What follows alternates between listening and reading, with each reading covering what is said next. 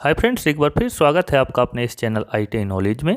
आज हम देखने वाले हैं डीसी जनरेटर, जो कि आपके कॉम्पिटिटिव एग्जाम की दृष्टि से बहुत ही महत्वपूर्ण होने वाला है। इस वीडियो के माध्यम से हम जानेंगे कि डीसी जनरेटर क्या होता है, इसका सिद्धांत क्या है एवं इसके पार्ट्स क्या हैं, एवं फ्लेमिंग के राइट हैंड्स रूल को हम इस वीडियो के माध्यम से डिटेल से जानेंगे। जनरेटर को हम हिंदी में बोलते हैं जनित्र, या जो उत्पन्न करे या जो जनरेट करे तो उसे हम बोलते हैं जनरेटर। तो यहाँ पर आप देख सकते हैं लिखा है डीसी जनरेटर, यानी कि जो हमें डीसी वैद्युतिक सप्लाई जनरेट करके दे वह हमारा कहलाता है डीसी जनरेटर। और वह मशीन जो यांत्रिक ऊर्जा को डीसी वैद्युतिक ऊर्जा में परिवर्तित करे वह कहलाती है हमारी डीसी जनरेटर। डीसी मशीन सामान्यतः इलेक्ट्रोमैकेनिक कन्वर्टर या इलेक्ट्रोमैकेनिक एनर्जी कन्वर्टर, या जिसे हम बोलते हैं वैद्युतिक यांत्रिक ऊर्जा परिवर्तक भी कहते हैं, जो डीसी स्रोत पर कार्य करते हैं। वैद्युतिक ऊर्जा को यांत्रिक ऊर्जा में परिवर्तित करने वाली मशीन डीसी मोटर कहलाती है, एवं यांत्रिक ऊर्जा को डीसी वैद्युतिक ऊर्जा में परिवर्तन करने वाली मशीन डीसी जनित्र या डीसी जनरेटर कहलाता है।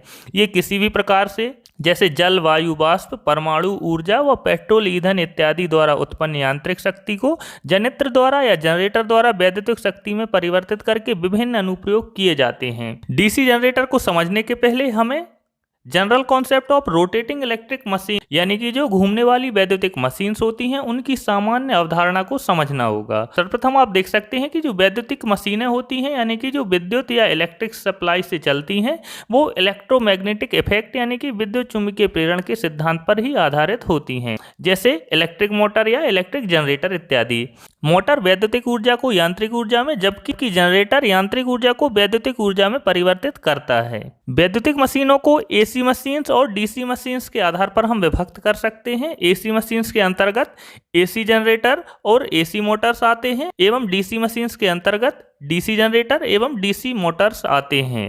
तो इस वीडियो में हम जानेंगे डीसी जनरेटर, जो कि डीसी मशीन्स के अंतर्गत आता है। सर्वप्रथम हम जनरेटर की डेफिनेशंस की बात कर लेते हैं। An electrical generator is a machines which convert mechanical energy into electrical energy, यानी कि इलेक्ट्रिकल जो जनरेटर होता है वह एक प्रकार की मशीन है जो कि मैकेनिकल एनर्जी को इलेक्ट्रिकल एनर्जी में परिवर्तित करती है। आपने देखा होगा ये जो चित्र में दिखाई दे रहा है ये एक प्रकार का जनरेटर है। इसको हम किसी भी प्राइम मूवर के जरिए इसको यांत्रिक ऊर्जा देते हैं। प्राइम मूवर का मतलब होता है कि जब हम जनरेटर को किसी भी बाह्य स्रोत से यांत्रिक ऊर्जा देते हैं वह प्राइम मूवर कहलाता है, कि जैसे hydro power plant, diesel engine, पवन ऊर्जा इत्यादि। अब हम डीसी जनरेटर के सिद्धांत को देखते हैं। जो डीसी जनरेटर या डायनेमो होते हैं वो फैराडे के विद्युत चुंबकीय प्रेरण के सिद्धांत पर कार्य करते हैं। इस सिद्धांत के अनुसार यदि किसी चालक को किसी चुंबकीय क्षेत्र में गतिमान कराया जाता है तो उसकी गति में चुंबकीय बल रेखाओं का छेदन होता है एवं उस चालक में विद्युत वाहक बल उत्पन्न हो जाता है। यह फैराडे का विद्युत चुंबकीय प्रेरण का सिद्धांत है। इसको समझने के लिए सर्वप्रथम हम फैराडे के विद्युत चुंबकीय प्रेरण के नियम को जानना होगा। सर्वप्रथम हम फैराडे के प्रथम नियम के बारे में जानते हैं। इसमें यदि किसी भी स्थायी चुंबकीय क्षेत्र में यदि हम किसी भी कंडक्टर्स को मूव करते हैं जिससे इसके फ्लक्स में कटिंग होती है तो इस कंडक्टर्स में ईएमएफ जनरेट हो जाता है। या फिर हम किसी कंडक्टर को स्थायी रखें और फ्लक्स में परिवर्तन करें तो उसमें ईएमएफ जनरेट होता है, जैसा कि आपने देखा होगा ट्रांसफार्मर। इसके बाद हम दूसरा नियम देखते हैं।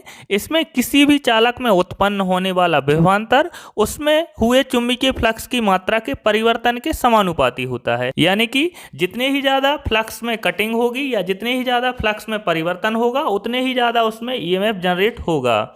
इसका फॉर्मूला होता है E बराबर d∅/dt।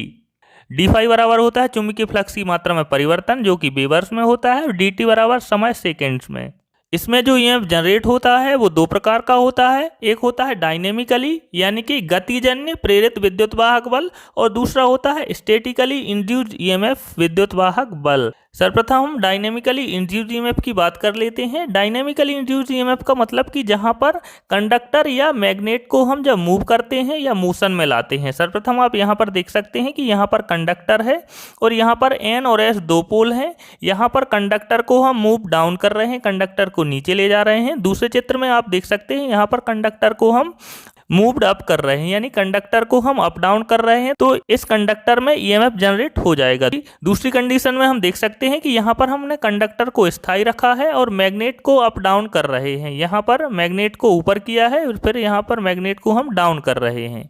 अब हम देख लेते हैं स्टैटिकली इंड्यूस्ड ईएमएफ, यानी कि स्थितिजन्य प्रेरित विद्युत वाहक बल, जो कि ट्रांसफार्मर में देखने को मिलता है। आप देख सकते हैं कि यहाँ पर दो कॉइल हैं, कॉइल पहली और कॉइल दूसरी। यहाँ पर यदि हम इसको डीसी सप्लाई देते हैं तो यहाँ पर फ्लक्स में परिवर्तन नहीं होता है, इसमें परमानेंट मैग्नेट बनता है।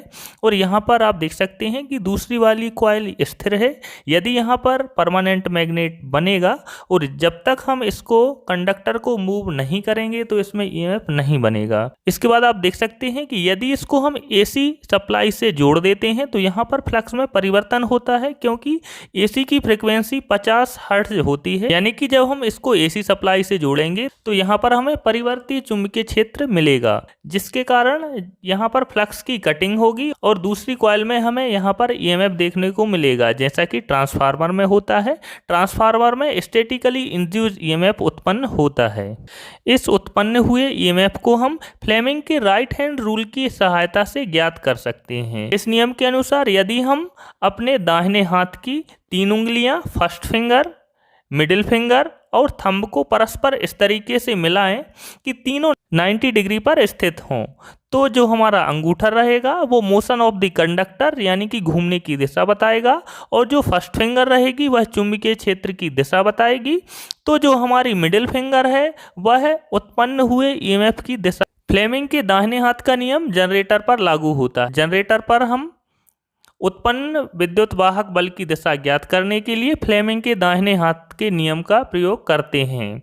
एक ट्रिक की सहायता से और आप याद रख सकते हैं कि जब हम जनरेटर को चलाते हैं तो आपने देखा होगा कि जब हम जनरेटर को स्टार्ट करते हैं तो हमें उसके हैंडल को घुमाना होता है, जो कि हम दाहिने हाथ से हैंडल को घुमाते हैं। तो इससे आप याद रख सकते हैं कि जो डीसी जनरेटर्स होता है उसमें हमेशा फ्लेमिंग के राइट हैंड का नियम लागू होता है।